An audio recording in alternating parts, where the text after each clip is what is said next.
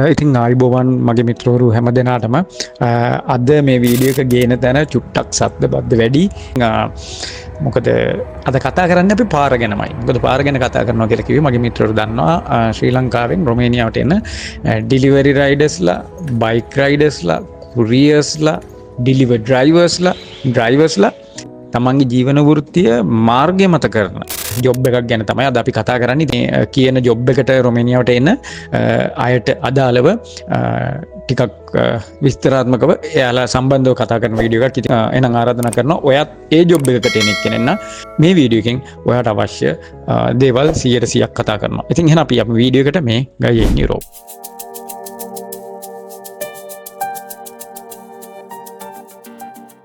Right, අපි එහෙනම් යමු මේ වීඩියෝ එකේ ඉස්සරහා කොහොමද අන්තර්ගතය වෙන්නේ කියලා බලන්න. අපි ඉස්සෙල්ලාම ඔයාලගේ ජොබ් රෝල් එක ගැන කතා කරනවා.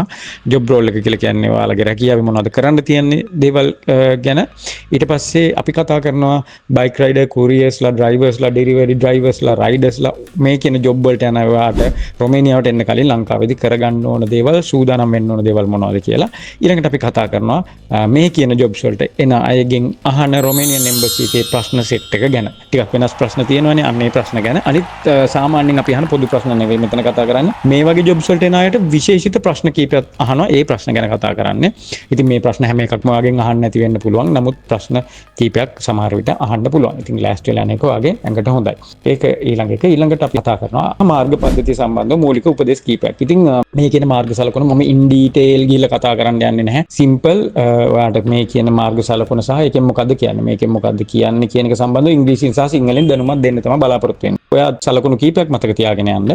එම්බසි එකේදී සමහරට ඔයාගෙන් මේ කියන සයින්ස් පෙන්නලා ඇහුවොත් ඔයාට උත්තර දෙන්න සාමාන්‍ය දැනුමක් තියෙනවා. ඉතින් ඒ වගේම තමයි පොඩි ඉන්ස්ට්‍රක්ෂන්ස් ටිකක් දෙන්න බලාපොරොත්තු වෙනවා ලංකාවට වඩා රොමේනියාවේ තියෙන සමහර වෙනස්කම් ගැන. මම මේ වීඩියෝ එකේ ටයිම් ස්ටැම්ප්ස් දාලා තියෙනවා. ටයිම් ස්ටැම්ප්ස් කියලා කියන්නේ ඔයාට මේ කැලේ වැඩක් නැත්නම් ඊළඟ කැලේට කියන්නේ ඔයාගේ ප්‍රශ්න ටික ඔයාට වැඩක් නැත්නම් ප්‍රශ්න බලන්නේ නැතුව සයින්ස් ටික බලන්න පුළුවන්. සයින්ස් බලන්න කැමති නැති කෙනෙක්ට ප්‍රශ්න ටික බලන්න පුළුවන්. ජොබ් රෝල් එක විතරක් බලලා අයින් වෙන්න පුළුවන්.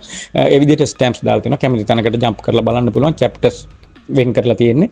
ඉතින් මම කියනවා ඔයාට ෆුල් වීඩියෝ එක බලන්න පුළුවන් නම් වඩාත් හොඳයි. ඉතින් පැනලා ගිහිල්ලා බලනවා නම් ඒක ඔයාගේ කැමැත්ත. එහෙනම් අපි යමු වීඩියෝ එකට. රයිට්, ඔයාලගේ ජොබ් රෝල් එක ගැන අපි කතා කරොත් අපි ඉන්ටර්විව් එකේදී අහනවා describe your job role, tell me about your job responsibilities, what are the duties, අන්න ඒ වගේ අහනවා එම්බසි එකේ ඉන්ටර්විව් එකේදී. එතකොට ඔයාලට දෙන්න පුළුවන් ඔයාගේ job duties, ඔයාගේ job role එක ගැන මම මෙන්න මෙතන ස්ක්‍රීන් එකේ දානවා. Pick up and deliver items to customer, use apps for navigation and order updates, follow traffic and safety rules, provide good customer service, maintain the delivery vehicle. ඉතින් මේ ටික තමයි ඔයාගේ normal job role එක විදිහට ඔයාට කියන්න පුළුවන්. ඉතින් මීට වඩා අමතරව ඔයා දේවල් තව දන්නවා නම් ඔයා ඒ විදිහට ඔයාගේ job role එක හදාගෙන යන්න.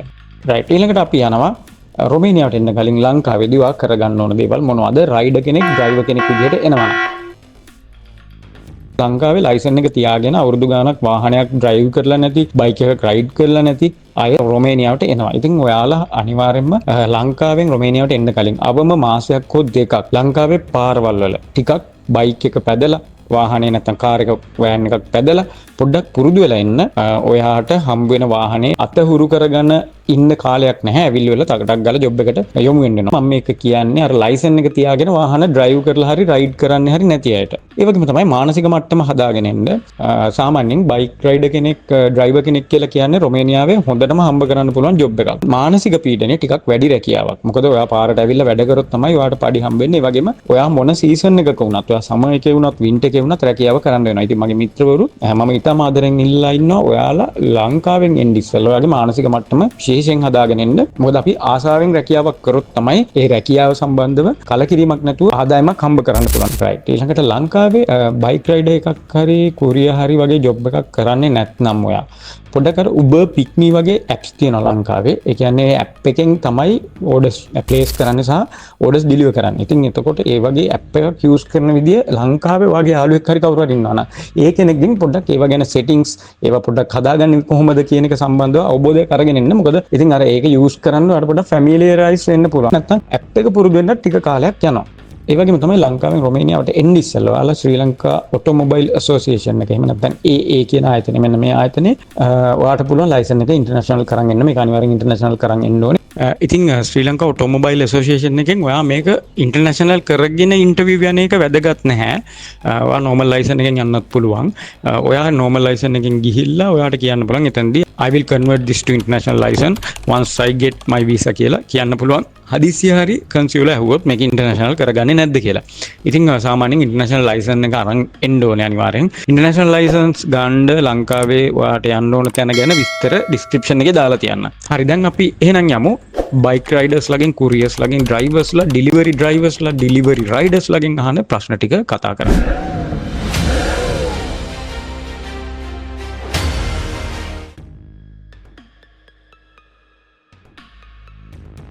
What type of vehicles are you going to drive in Romania? What type of vehicles are you going to drive in Romania? Ride in Romania කියලා අහන්නත් පුළුවන්. රොමේනියාවේ පදවන්න යන්නේ කුමන ආකාරයේ වාහනයක්ද කියලා තමයි අහන්නේ. Bike, scooter, car, lorry, van ඔයා පදවන්න යන වාහනේ නම මොකක්ද කියලා කියන්නේ. ඊළඟට අහන්න පුළුවන් what is the city limit speed කියලා. මේක town speed කියලා අහන්නත් පුළුවන්, city speed කියලා අහන්නත් පුළුවන්. නගර සීමාවේ වේග සීමාව මොකක්ද කියලා තමයි අහන්නේ. පැයට කිලෝමීටර් 50යි 50 කිලෝමීටර්ස් per hour. මම මේ ස්ක්‍රීන් එකේ දාලා තියෙනවා අර ප්‍රශ්න සහ උත්තර. What is the highway speed? අධිවේගී මාර්ගයේ වේගය කුමක්ද? දැන් ලංකාවේ නම් සාමාන්‍යයෙන් 100 120 නේ. රොමේනියාවේ 130 kilometers per hour. 130 kilometers per hour. What is the driving side of the road? What is the driving side of Romania? මාර්ගයේ රිය පැදවීමේ පැත්ත කුමක්ද කියලා අහන්නේ. රොමේනියාවේදී මාර්ගයේ රිය පැදවීමේ පැත්ත කුමක්ද? right hand side. නැත්නම් right hand කියලා කියන්නත් පුළුවන්. දකුණු අත පැත්තෙන්. Do you have an experience in driving right side? Do you have an experience in driving right side? දකුණු අත පැත්තෙන් ධාවනය කරලා ඔයාලට පළපුරුද්දක් තියෙනවද? දැන් ගොඩක් අයට එහෙම දකුණු අත පැත්තෙන් පදවල පළපුරුද්දක් නැහැ. වම් පැත්තෙන් පදවල පළපුරුද්දක් තියෙනවා නම් yes කියන්න. මොකද්ද country එක කියලා හයි එහෙම වුණොත් ඔයා රට කියන්න. ගොඩක් අයට මේක පළපුරුද්දක් නැති නිසා මේකට උත්තරේ නැත්තම් no කියන්න පුළුවන්. no කියන කෙනාට කියන්න පුළුවන් තව දෙයක්. ඒත් එක්කම no but I can manage. No but I can manage. ඒක කරලා තියෙන කෙනෙක් නා experience තියෙන කෙනෙක් නා yes කියලා කියන්න. Which side is the steering wheel on? Which side is the steering wheel on? නැත්තම් which side is the steering wheel කියලා අහන්නත් පුළුවන්. සුක්කානම තියෙන්නේ මොන පැත්තේද? ලංකාවේ නම් තියෙන්නේ දකුණු පැත්තේ. එතකොට රොමේනියාවේ තියෙන්නේ වම් පැත්තේ. left side. Do you have an international driving license? අපි අර කලින් කතා කරපු මාතෘකාව සම්බන්ධව දෙයක්. Do you have an international driving license? තියෙන කෙනෙක් නම් yes කියන්න. එයා ඉල්ලගෙනත් බලයි. තියෙන කෙනෙක් නම් වාගේ normal license එකයි වාගේ international අරන් යන්න. ඒක නැත්තම් normal license එක අනිවාර්යෙන් අරන් යන්න. නැති කෙනෙක්ට කියන්න පුළුවන් no but I will get it before I leave. මන් ළඟ දැනට නෑ. නමුත් මම යන්න ඉස්සෙල්ලා ඒක ගන්නවා. තියෙන කෙනෙක්ට කියන්න පුළුවන් yes කියලා. Do you know Romanian road rules? ඔබ දන්නවද රොමේනියාවේ මාර්ග නීති? Yes I know few. Yes I know few. Yes I know few කියලා කියන්නේ මම කීපයක් දන්නවා. මම ටිකක් දන්නවා. Yes කියලා කියන්නත් පුළුවන්. Do you know about road signs? Do you know about traffic signs? Do you know about road signs? ඔබ මාර්ගයේ සලකුණු පිළිබඳ දන්නවද? ඒකටත් කියන්න පුළුවන් yes I know few කියලා. නැත්නම් yes කියලා කියන්නත් පුළුවන්. වා යම් කිසි ප්‍රමාණයක් දන්නවා. පොඩි ප්‍රමාණයක් දන්නවා. What are the seasons in Romania? What are the seasons in Romania? රොමේනියාවේ තියෙන ඍතු මොනවද? මේක අහන්නේ ඔයාලා වින්ටර් එකෙත් බයික් එක පදින්න වෙන නිසා. ඔයා වින්ටර් එකෙත් කාර් එක පදින්න වෙන නිසා. ඔයාලා දන්නවා spring, autumn, summer, winter. මේ තමයි ඍතු හතර. spring, autumn, summer, winter. What will you do if you admitted to hospital? What will you do if you admitted to hospital? නැත්නම් අහන්න පුළුවන් what will you do if you face an accident? දැන් ඔයාලා ඉන්නේ පාරේ ඔයාලා රැකියාව කරන්න හැම වෙලෙම මාර්ගයේ උඩ. ඉතින් එතකොට ඔයාලට මොන සීසන් එකේ වුණත් වැඩ කරන්න වෙනවා. එතකොට ඔයාලට අනතුරු වලට අපි අකමැති වුණත් ලක් වෙන්න සිද්ධ වෙන්න පුළුවන්.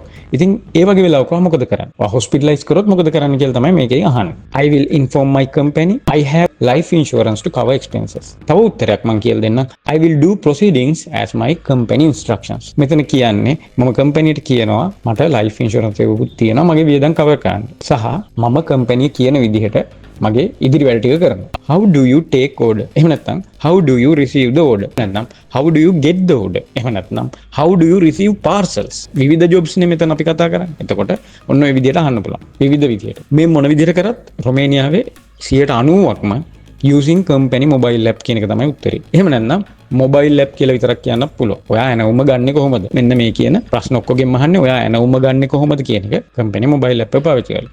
How do you deliver orders? ඔයා කොහොමද ඇනවුම ප්‍රවාහනය කරන්නේ? I will deliver order by bike. I will deliver order by car. I will deliver order by bike following app. App එක පාවිච්චි කරලා මම order එක deliver කරනවා bike එකෙන්. What will you do if a customer rejects the order? Customers ලා සමහර ලාට orders rejects කරනවා, especially foods. ඉතින් ඒ වගේ වෙලාවක ඔයා මොකද කරන්නේ? I have to bear the loss. තව මේක ටිකක් දික් කරලා වට ඕනනම් කියන්න පුළුවන්. I have to bear the loss. I will inform my company. මම මගේ පාඩුව දරා ගන්නවා, අවශ්‍ය නම් ආයතනයටත් දන්වනවා. එහෙනම් අපි යමු road science ගැන කතා කරන්න. science කීපයක් අපි කතා කරමු. මේවා හරි සරල දේවල්. ලංකාවේ තියෙන science ම තමයි. Entrance to built up area. Leaving built up area. Entrance to locality. Leaving locality. Customs. Toll. Police. End of all restrictions. End of no overtaking. Bus stop. First aid. Hospital.